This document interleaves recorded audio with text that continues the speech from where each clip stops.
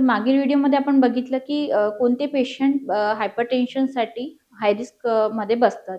तर अशा पेशंटला आपण सुरुवातीपासूनच म्हणजे अ, अ, आपल्या गर्भ जेव्हा 12 आठवड्याचा वगैरे असतो, तेव्हापासून एक इकोस्प्रिन नावाची जी गोळी चालू करतो. ती रक्त पातळ करण्याची गोळी आहे.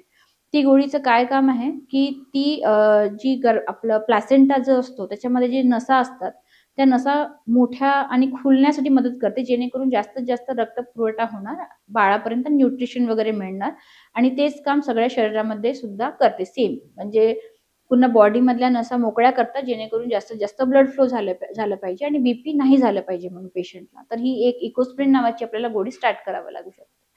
नंतर आहे, की आपल्याला त्या पेशंटचा प्रॉपर फॉलोअप घ्यावा लागतो. म्हणजे कंटिन्युअस बीपी मॉनिटरिंग करणं, त्याच्यानंतर युरिन अल्ब्युमिन चेक करणं, हे प्रत्येक एएनसी व्हिजिटमध्ये आपल्याला पेशंटचं करत राहावं लागतं.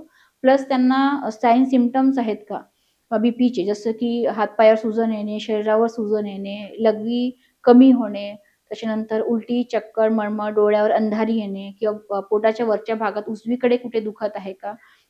हे सगळ्या आपल्याला सिम्प्टम्स विचारावं लागतात. तर हे सगळे सिम्प्टम्स आहे बीपी वाढण्याचं प्रेग्नन्सीमध्ये. Thank you.